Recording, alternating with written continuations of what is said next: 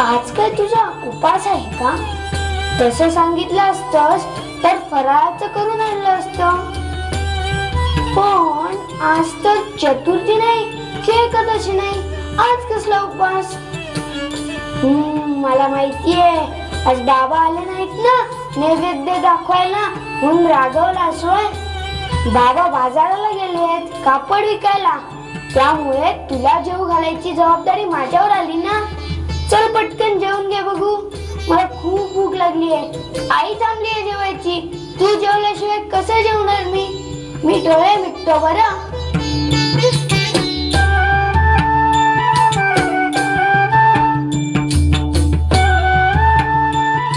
पांडुरंगा, गंमत पुढे झाली.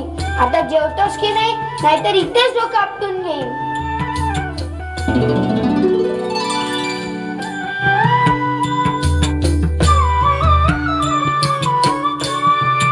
मामा, तुझ्या बाला हट्टा पुढे मी शरण आलो बघ बाळा.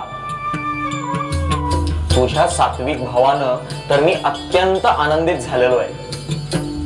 अरे, तुझ्यासारख्या भक्तासाठी मी काहीही करीन. बोल बोल, तुझी काय इच्छा आहे? एवढं जेवून घे देवा, तू जेवल्याशिवाय काही मी जेवणार नाही. नामा, अरे तू इतका प्रेमानं आग्रह करतोयस की तो मी मोडूच शकत नाही. मी तुला वचन देतो, यापुढं तू जे जे हट्ट करशील ते मी पूर्ण करीन. जेवायचंच तर आहे ना.